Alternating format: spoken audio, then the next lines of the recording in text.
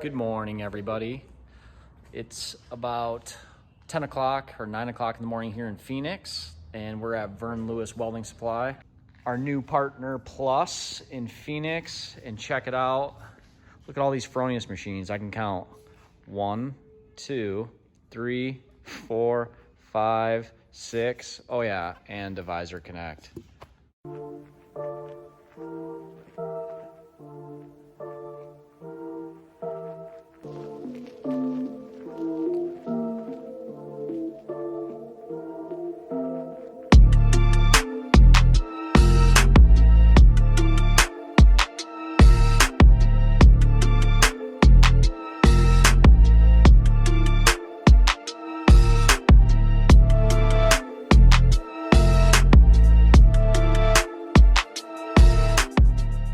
Here we have two machines. We have the Trans Pocket 180, which is 110-220, and then the battery operated AccuPocket 150.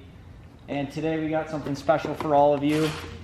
We're running an aluminum stick rod. Don't know if any of you have ever ran it before, but I've ran it on a Trans Pocket 180 and I struggled. So for any of you that struggle with stick rod, it ain't you, it's just the rod. But what we learned today is the AccuPocket 150, because it doesn't rectify power as pure DC power, it actually runs, I would say, 50%, maybe 80%, maybe 100% better than a standard DC power supply. So aluminum rod, 332, I believe, we're about 85 amps.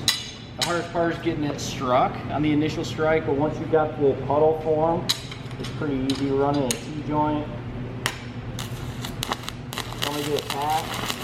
Oh, the tap went great. Let's get it doing a little big bang.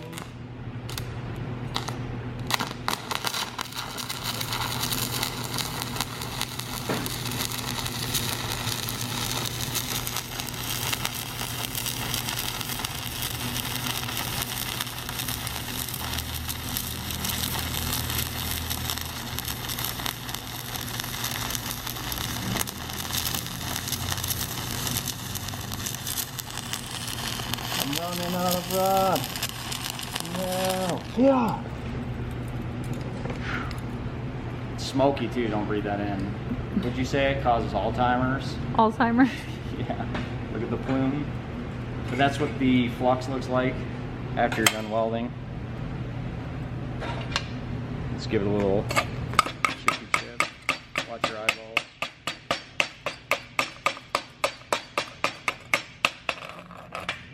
So I couldn't finish the whole weld because I ran out of rod, obviously. But for, what did you say, trailer manufacturers, anybody doing any type of repair on trailers, flatbeds, boat trailers, whatever, use the rod with an AccuPocket.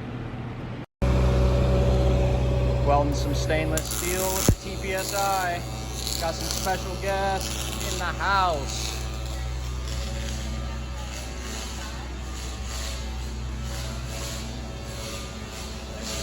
Special guest in the house, right here.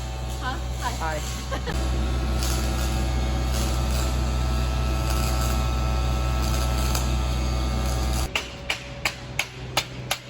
Mr. AccuPocket.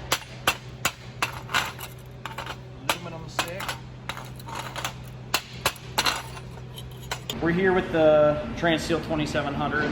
It's a single-phase, three-phase, multi-process MIG unit.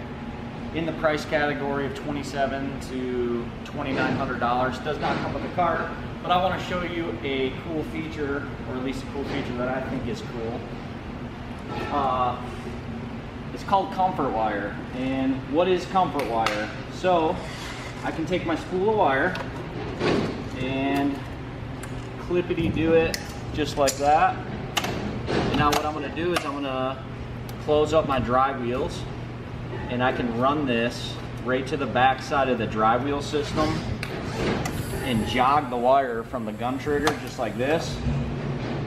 And after about 5 seconds, it turns into a jog, so you can feed the wire through. Did you notice I didn't have to feed it to the back end of the inlet guide? So it's gonna feed through the torch. And then right here I have the ground connected. Watch this, when it comes to the end, you can get closer to.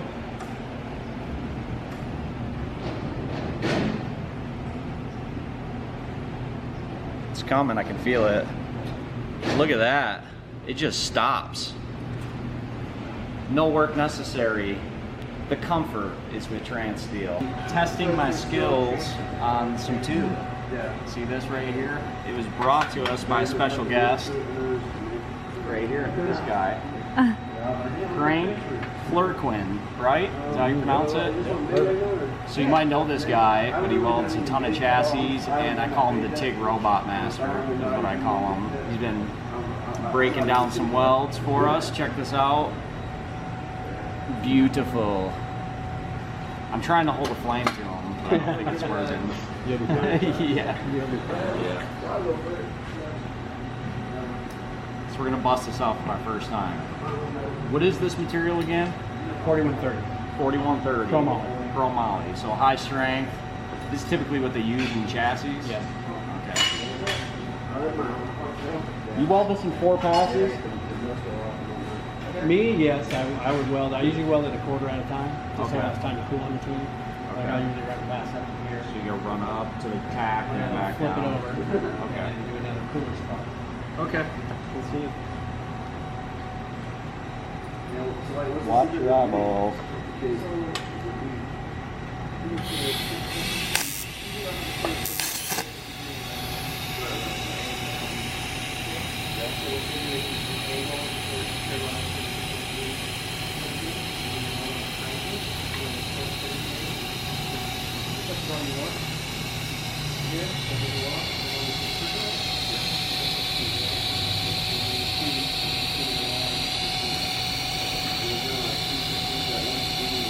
Getting that angle around there is difficult.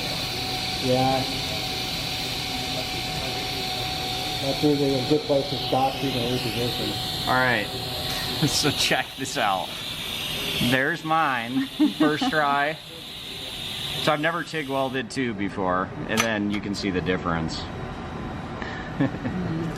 DIY. Really? My second one's gonna be better though. Hey Frank, can you show that again? What was this thing? It's a little magnetic hand rest that I made. Get your mind out of the gutter.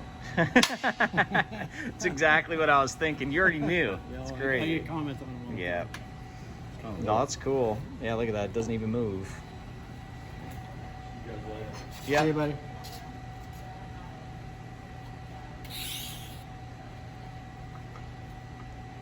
Oh, that's nice.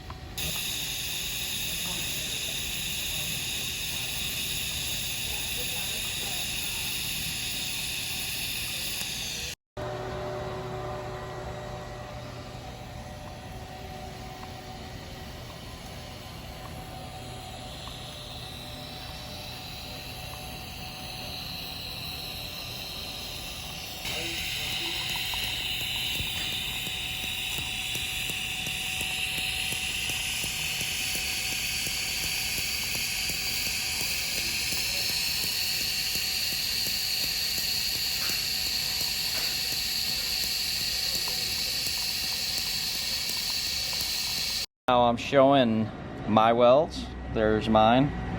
That's a cap, so it's 2 passes. Root, cap, and there's Frank's. I aspire to be there, but I'm not there yet. So it's practice.